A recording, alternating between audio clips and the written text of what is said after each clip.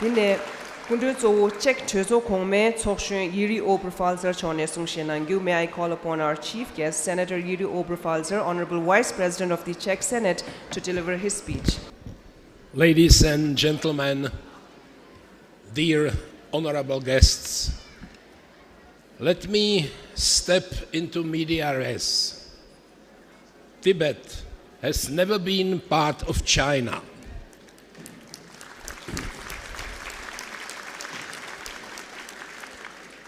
Of course, it has rich history, but in 1913 it proclaims its independence. Since that time, Tibet was free and independent until the invasion of Chinese army in 1949, when China annexed Tibet. However, Tibet is not a legitimate part of China even after the annexation of 1950s. Through the lens of international law, territory conquered by aggression cannot be recognized as a legitimate part of the conqueror's territory.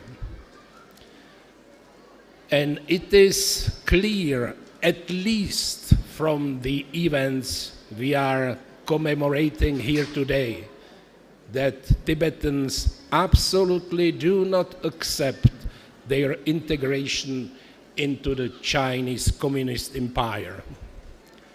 At that time, 67 years ago, the small in number Tibetan army rebelled against the occupier.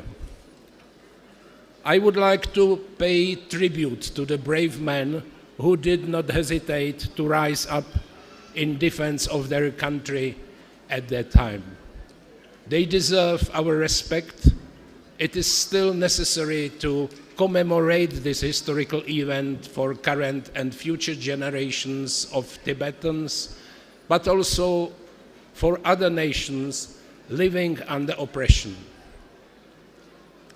Nevertheless, it is not enough for China that Tibet is willing to accept a middle way. It is full autonomy within the Chinese state. China wants everything. Great powers always crave foreign territories and seize them under various pretexts: expansion, annexation, building buffer zones, asserting their security and economic interests.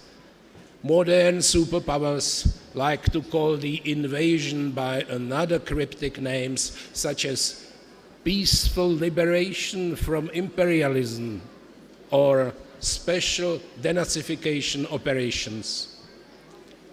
In reality, however, they always long for more land, natural resources, and subjugated workforce. Whatever we call conquest of neighboring countries, it is in fact theft. Theft on an international scale. It is theft of property, land, rare minerals, water, simply foreign resources. When it comes to China, however, there is always more at stake. It is disguised genocide, genocide of lives and genocide of culture. The stolen peoples must be sinicized, their identity, their national belonging, their past, their culture, and even their future must be stolen from them. During the Mao Zedong's Cultural Revolution, thousands of temples were destroyed, monks were persecuted and murdered, and China sought and continues to seek the destruction and political control of Buddhism in Tibet.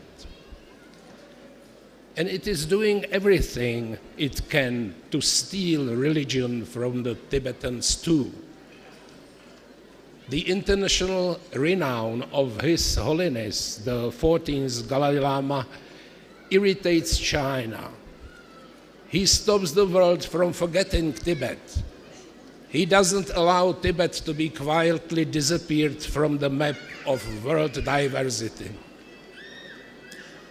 How else we can explain the abduction of Panchen Lama other than an attempt to steal God, an attempt to nationalize Buddhism and subordinate its influence to the Communist Party of China?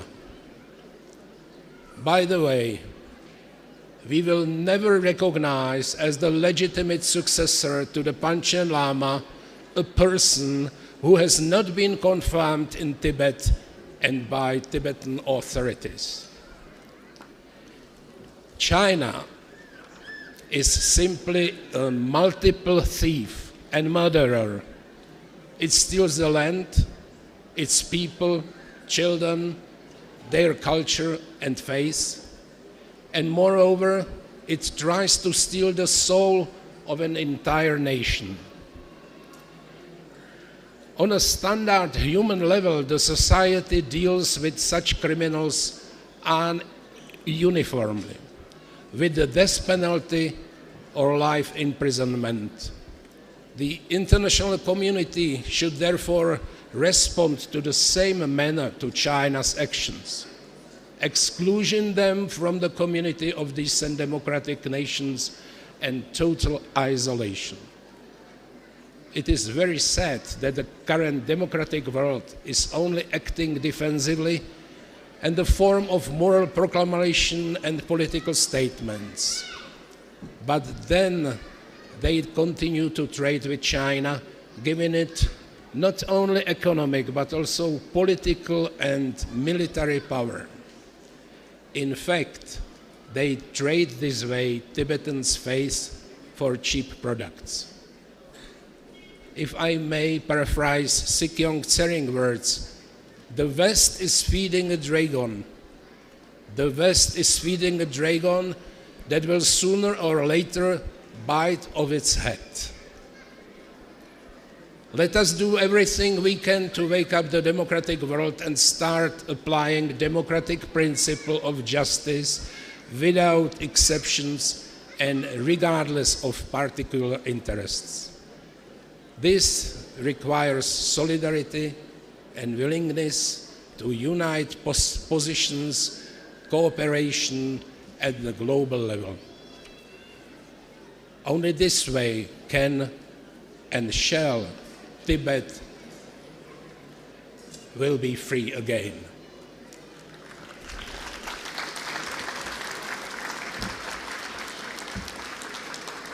Thank you.